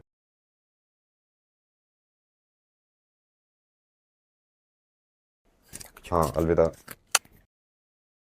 अन्य परियोजनाएं कौन सी हैं? यहाँ सवाल हैं, कब? अन्य परियोजनाओं के बारे में। और जब ये अन्य परियोजनाएं होंगी, हम एक रोड मैप बना सकेंगे, मुझे लगता है नए साल के करीब या नए साल से शुरू करते हुए। बड़े पैमाने पर और सब कुछ स्पष्ट है। ये 10 टन, 50 टन, 100 टन, 200 टन और इसी तरह की बढ़ी हुई लोड क्षमता वाले उपकरण होंगे, जैसे कि उदाहरण के लिए। लेकिन ठोस जानकारी की ज़रूरत है। कौन से विशेष उपकरण? उनके पास सामरिक तकनीकी आवश्यकताएं और अन्य चीज़ें होनी चाहिए, और यह सब शब्दों में कहा जा सकता है। शब्दों में हमने कहा 10, 20, 30 आदि।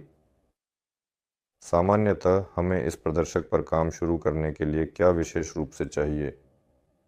आगे एक प्रकार का संसाधन जिसमें बौद्धिक भी शामिल है मुक्त होगा, और हम देखेंगे कि आगे क्या होगा। क्या आपके पास कुछ और प्रतिस्पर्धी हैं? खैर, अगर आप बाहर निकलेंगे, आसमान में देखेंगे और कुछ जेपेलिन देखेंगे, तो ये हमारे प्रतिस्पर्धी कंपनियां हैं। स्ट्रेटोस्फेरिक जेपेलिन और सामान्य जेपेलिन में क्या अंतर है? खैर, नाम से ही। स्ट्रेटोस्फेरिक जेपेलिन वह स्ट्रेटोस्फियर में चलता है, और स्ट्रेटोस्फियर 12 किलोमीटर से शुरू होकर वहाँ से अंतरिक्ष की सीमाओं तक है। अगर वहाँ तर्क संगत रूप से देखा जाए कि स्ट्रेटोस्फेरिक कितनी ऊंचाई पर हो सकता है, तो ये 15 किलोमीटर के आसपास है, अधिकतम 20 पर तो यह वास्तव में बहुत है। लेकिन 15 और 20 किलोमीटर के बीच स्ट्रेटोस्फेरिक जेपेलिन को डिज़ाइन और उत्पादन करना संभव है, यानी यह स्ट्रेटोस्फीयर में चलने के लिए बनाया गया है। सामान्य जेपेलिन स्ट्रेटोस्फीयर में नहीं जा सकता क्योंकि यह इन कार्यों के लिए अनुकूलित नहीं है, इसे डिज़ाइन नहीं किया गया है। जैसा कि आज वादिम ने कहा, यहाँ तक कि आंतरिक वायु गैस प्रणाली में यहाँ एक विशेष मात्रा है जो हवा द्वारा भरी जाती है ताकि जेपेलिन के अंदर ज़मीन के करीब दबाव को नियंत्रित किया जा सके। यह कुल मात्रा का लगभग 1/4 हिस्सा है। स्ट्रेटोस्फेरिक के लिए यह लगभग 2/3 है। तो ये एक अलग संरचना है और इसलिए ये इतनी ऊंचाई पर चढ़ सकता है और पूरी तरह से अलग काम कर सकता है। विशेष रूप से ये प्रणाली अधिक ऊंचाई पर चढ़ सकती है। अगर ज़मीन के करीब जेपेलिन इस आकार का 40 टन उठा सकता है, तो उसी आकार का जेपेलिन स्ट्रेटोस्फीयर में केवल कुछ टन ही उठा सकता है, क्योंकि वहाँ का वायुमंडल पतला है, यहाँ वायुमंडल घना है, यहाँ इसकी तैरने की शक्ति बहुत अधिक है। वास्तव में सचमुच सामान्यतः ऐसा उपयोग के लिए आपके अनुसार कौन से जेपेलिन सबसे संभावित हैं? हम जेपेलिन के लिए सबसे संभावित दिशाओं को मानते हैं। ये वे दिशाएं हैं जो आधुनिक व्यवसायों की संचित समस्याओं को हल करती हैं। कुछ कार्य हैं जिनसे कोई वर्तमान में नहीं निपट रहा है। ये दूर दराज के क्षेत्र हैं जहां खराब लॉजिस्टिक्स है, वही बड़े आकार कहीं संचार की सुविधा। वास्तव में ये वे क्षेत्र हैं जहां सही मायने में किसी न किसी रूप में, किसी न किसी तरह से, किसी न किसी प्रकार से संचार की सुविधा की आवश्यकता है। तो कई समस्याग्रस्त क्षेत्र हैं जिन्हें बंद करना है, यानी वहां नहीं जाना चाहिए जहां सब कुछ पहले से ही व्यवस्थित है। यह किसी प्रकार की प्रतिस्पर्धा पैदा करना है, ये सुपर प्रभावशीलता के लिए लड़ाई है और इसी तरह ये बाद में किया जा सकता है। अभी उन नीचे को बंद करना आवश्यक है जो खुली हैं, जो बस मांग कर रही हैं और चिल्ला रही हैं, कह रही हैं हमें यहाँ बहुत ज़रूरत है, जेपेलिन यहाँ बहुत ज़रूरत है। और ये नीचे कई लोगों के लिए जो समझ में आसानी से आ सकते हैं और स्पष्ट रूप से निर्धारित किए गए हैं। तो ये दूर दराज के क्षेत्र, ये बड़े आकार के क्षेत्र वास्तव में माल परिवहन का हिस्सा होते जा रहे। पर्यटन भी वास्तव में तो एक मांग वाली निच है। वास्तविकता यह है कि इसमें कई लोग प्रयास कर रहे। इसे भी एक लक्ष्य के रूप लिया जा सकता क्योंकि यह अच्छा लक्ष्य होता, लेकिन सूक्ष्म स्तर पर। जेपेलिनों के आधार पर परिवहन प्रणाली का निर्माण वास्तव में कुछ गंभीर है और गंभीर चीज़ों के लिए बहुत कम लोग आगे आते हैं। वास्तव में सभी लोग वहाँ 1 से 2 उपकरण बनाने की कोशिश कर रहे हैं ताकि वे खुद को लाभदायक बना सकें, और यह पर्यटन है। क्योंकि जेपेलिनों पर कोई लॉजिस्टिक्स बनाने के लिए, माल परिवहन, बड़े आकार का परिवहन, कुछ भी, यहाँ तक कि जब हम दूर दराज के क्षेत्रों के बारे में बात करते हैं, यह भी वास्तव में एक परिवहन प्रणाली है। परिवहन प्रणाली का निर्माण एक बड़ा कार्य है, लेकिन वहाँ अधिक लाभ भी है, बहुत अधिक। तो मुख्यतः संभावित लक्ष्य यह है कि जेपेलिनों के आधार पर एक परिवहन व्यवस्था बनाई जाए जहाँ जेपेलिन एक तत्व है, लेकिन स्वाभाविक रूप से इस तत्व से जेपेलिन का निर्माण शुरू करना होगा। उदाहरण के लिए, यह सुनिश्चित करने के लिए कि यह व्यवस्था प्रभावी है, यहाँ तक कि पहला प्रदर्शक, ये कई लोग कहते हैं हम वहाँ जेपेलिन बना सकते हैं, हम जेपेलिन बनाएंगे।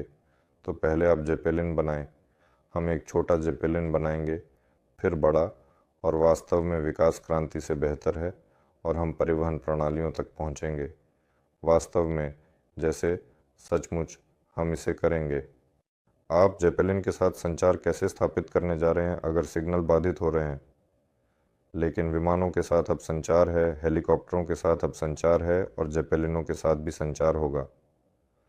और जो हमने स्ट्रेटोस्फेरिक उपकरण के लॉन्च पर दिखाया, वहाँ वास्तव में केवल जीपीएस बंद हुआ, जिसके माध्यम से हम ज़मीनी सिग्नल रिसेप्शन स्टेशन को थोड़ा सही तरीके से निर्देशित कर रहे थे।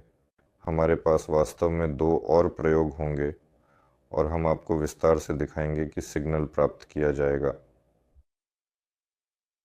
और ये थोड़ा अलग है, ये जेपेलिन पर संचार प्रणाली के बारे में नहीं है, ये उस शौक के बारे में है जिसे सही समानांतर में किया जा सकता है। ये वास्तव में स्ट्रेटोस्फेरिक रेडियो संचार प्रणाली बनाने के बारे में है। ये इसके बारे में है। जेपेलिनों के साथ सब कुछ थोड़ा आसान है। जेपेलिन व्यवसाय में कितना कमाया जा सकता है, ये वास्तव में पैमाने का सवाल है। जर्मन 2 जेपेलिनों के संचालन पर, यह संचालन जैसा कि वहाँ सही है, पर्यटन के उद्देश्यों के लिए, मौसमी, वे दिन में 8 या 10 उड़ानें करते हैं, लगभग ऐसा ही। एक जेपेलिन पर एक बार में 15 यात्रियों को बैठाते हैं और वे बिना किसी कठिनाई के जीने में सफल होते हैं, एक बहुत लाभदायक कंपनी बनते हैं। ये 2 जेपेलिनों का संचालन है जिन्हें तकनीक के दृष्टिकोण से आधुनिक नहीं कहा जा सकता, लेकिन वे आधुनिक हैं क्योंकि वे हमारे साथ एक ही समय में हैं। ये उपकरण खुद को लाभदायक बनाते हैं, इस व्यवसाय की शानदार अवसंरचना है और इस कंपनी की शानदार लाभप्रदता है। और यह केवल 2 उपकरण हैं। वे एक उपकरण बेचते हैं, इकट्ठा करते हैं, ठीक है, इकट्ठा करते थे। एक उपकरण को कई वर्षों में इकट्ठा करते थे और उसे कई करोड़ डॉलर में बेचते थे, उसकी असेंबली को कई गुना लाभ में लाते थे और उन्हें सामान्यतः यह पर्याप्त होता है। लेकिन अगर इस मॉडल के अनुसार, उदाहरण के लिए, अगर इसे विस्तार से स्केल किया जाए तो वे, ठीक है, दशकों, सैकड़ों मिलियन डॉलर कमा सकते हैं।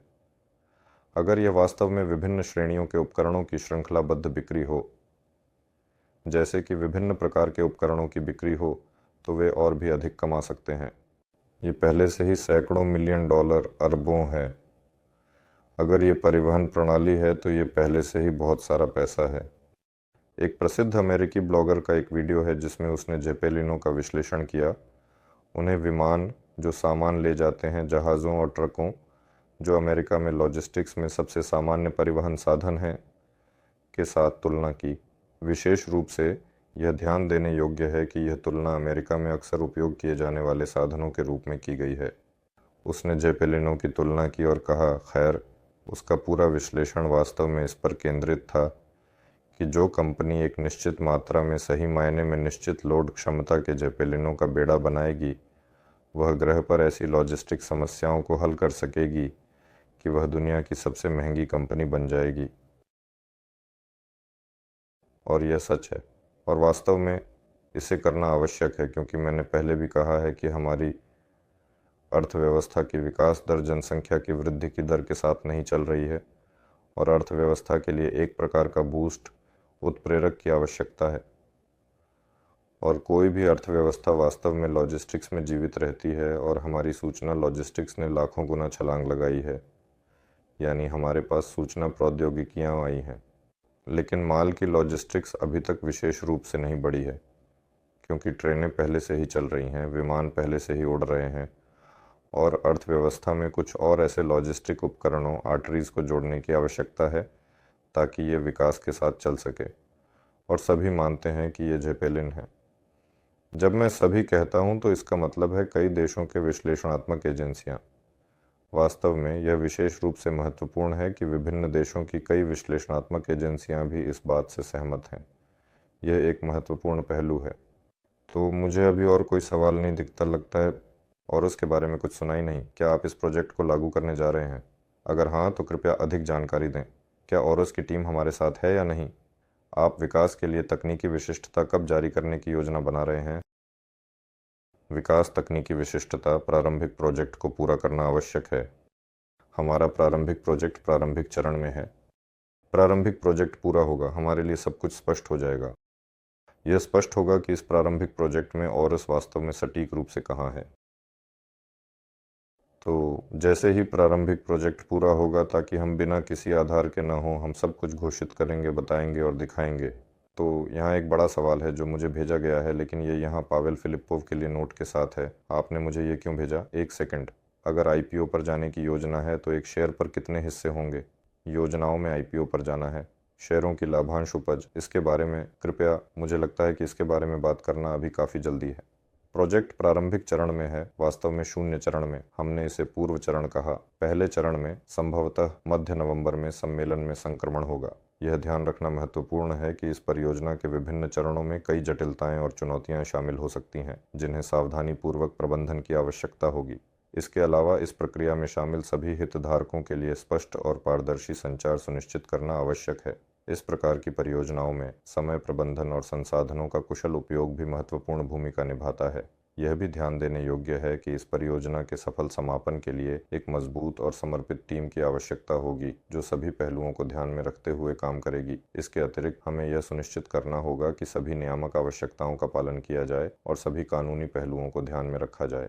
आईपीओ पर जाने में परियोजना की शुरुआत के 3 साल से पहले नहीं होगा, यानी हमें इन व्यवस्थाओं को समझने के लिए कम से कम 1 और साल चाहिए। लेकिन मुझे लगता है कि व्यवस्थाओं के साथ सब कुछ वास्तव में ठीक होगा। लेकिन एक शेयर पर कितने हिस्से होंगे जब हिस्से शेयरों में सही मायने में बदलेंगे?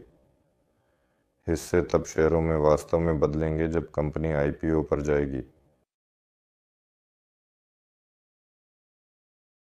यह निश्चित रूप से 3 साल से पहले नहीं होगा, यह निश्चित है। हालांकि सब कुछ संभव है, हम पहले भी शुरू कर सकते हैं, लेकिन वास्तव में वहाँ का निकास लंबा है। और कंपनी को आईपीओ पर लाने के लिए, ताकि पूंजीकरण केवल अपेक्षाओं पर न हो। हालांकि जो कंपनी आधुनिक जेपलिन बनाती है वह अपेक्षाओं पर आईपीओ पर जाने की अनुमति दे सकती है, लेकिन यह वांछनीय है कि यह कुछ भौतिक घटकों द्वारा भी समर्थित हो।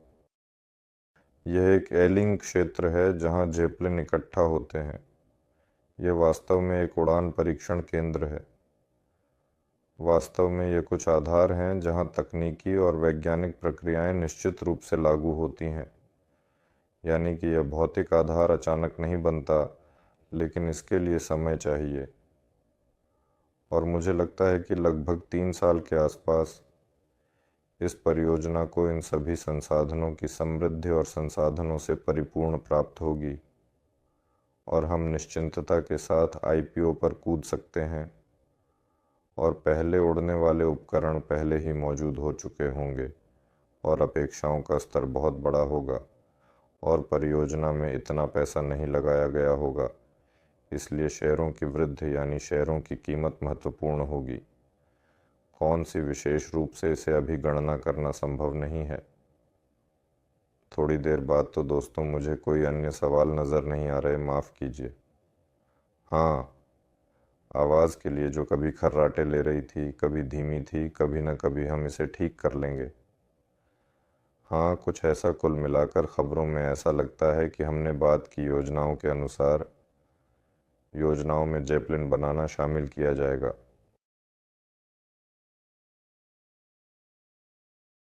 सम्मेलन में बहुत कुछ है। वास्तव में अब एक बड़ा चरण है, हम सम्मेलन की तैयारी कर रहे हैं। सम्मेलन में बहुत कुछ दिखाया और बताया जाएगा। ये वास्तव में पहले से ही तैयार है। जेपलिन की संरचना, वहाँ हम अधिक विशिष्ट रूप से बता सकेंगे कौन सा विशेष इंजन, कौन से विशेष पंख और यह किस विशेष सामग्री से बनेगा। हम सामग्री के नमूने लाएंगे। हम सभी जानकारी सम्मेलन के लिए तैयार कर रहे हैं। हम इसे आंशिक रूप से रोक रहे हैं, यह विशेष रूप से आवश्यक नहीं है। हम सब कुछ इस तरह से व्यवस्थित करेंगे कि जो लोग सम्मेलन में आ सकेंगे कृपया अवश्य आएँ। ये मॉस्को में होगा। जो नहीं आ सकेंगे वे इसे या तो सीधा देखेंगे या बाद में रिकॉर्डिंग में। हम वहाँ स्ट्रेटोस्फेरिक उपकरण भी लाएंगे, दिखाएंगे कि हमने इन 3 लॉन्चों में क्या किया।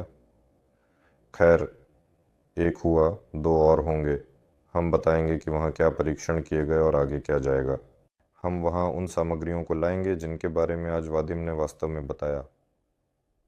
मैंने कहा कि उन्हें सभी ने सही तरीके से और सटीक रूप से खरीद लिया है। इनमें से एक बड़ा आवरण बनाया जाएगा जो लंबे समय तक तैरने वाले स्ट्रेटोस्फेरिक उपकरण के लिए होगा। और इसी फिल्म से हम जेपलिन के लिए बैग भी बना सकते हैं जो बाद में होंगे। अगले बड़े लोड कैरियर्स। इन सामग्रियों की वेल्डिंग तकनीक अब बौमान विश्वविद्यालय के विशेषज्ञों द्वारा विशेष रूप से सीखी जा रही है। ये सब हमारी कंपनी के साथ अनुबंध के तहत विस्तार से किया जा रहा है। सम्मेलन में हम न केवल सामग्री के नमूने लाएंगे बल्कि संभवतः पहले से वेल्डेड जोड़ों के नमूने, परीक्षण प्रोटोकॉल भी लाएंगे और विस्तार से समझाएंगे कि हमने वेल्डिंग फिर से क्यों की, न कि कुछ तैयार चीज़ें लीं। खैर, यह सब कुछ की अपनी विशिष्टता है। कुछ और रहस्यमय और दिलचस्प चीज़ें, जैसे कि अद्वितीय और भी विशेष रूप से महत्वपूर्ण चीज़ें जिनके बारे में कहीं भी अभी तक एक बार भी नहीं कहा गया है, हम सम्मेलन में एक्सपो सेंटर में प्रदर्शित करेंगे। तो हाँ, हमारे पास सम्मेलन की तैयारी की एक सक्रिय चरण शुरू हो रही है, साथ ही सक्रिय काम भी चल रहा है, इसलिए समाचार लगातार बढ़ते जाएंगे। यह प्रदर्शनी अवश्य देखने लायक होगा और सभी के लिए उपलब्ध जानकारी प्राप्त कर सकते हैं। विशेष रूप से यह एक ऐसा अवसर है जिसे आप मिस नहीं करना चाहेंगे। प्रोजेक्ट पर नज़र रखें, इसके बारे में बताएं कि यह है। मैं समय समय पर पंजीकरण की सांख्यिकी पर नज़र रखता हूँ और आप पंजीकरण को प्रभावित कर सकते हैं। कृपया इस वीडियो को साझा करें, जो भी अंश आपको पसंद आया उसे साझा करें। हमारे पास वहाँ मज़ेदार वीडियो आए थे और भी आएंगे। प्रोजेक्ट को पंजीकरण की वास्तव में आवश्यकता है। हमें गतिशीलता के साथ सही मायने में विकसित होना आवश्यक है, क्योंकि सभी ये सवाल, क्या आप एक पूर्ण धातु का जेपलिन बनाएंगे, या आपको कितना समय चाहिए, या एक शेयर की कीमत कितनी होगी, स्वाभाविक रूप से तभी संभव है जब नया प्रोजेक्ट पर्याप्त गति से सही तरीके से वित्त पोषित हो। लोगों को यह सही मायने में दिलचस्प है जब तक गति सही समय पर ठीक है। हम कर्मचारियों की भर्ती, कार्यालय किराए पर लेने, कंप्यूटर उपकरणों की खरीद, सामग्रियों का परीक्षण, इन आवरणों की खरीद के लिए 0 चरणों में हैं। इसके लिए प्रोजेक्ट को गति बढ़ाने की आवश्यकता है, इसलिए प्रोजेक्ट को गति बढ़ाने के लिए हमें अधिक प्रयास करने की आवश्यकता है। लाइक, रीपोस्ट, सब्सक्रिप्शन और सक्रिय सामाजिक जीवन शैली को बढ़ावा देना चाहिए। तो चलो, हम काम करने लगे हैं और आप भी प्रोजेक्ट की मदद करें ताकि हम मिलकर इसे सफल बना सकें। आप सभी को धन्यवाद। दोस्तों, सबको अलविदा।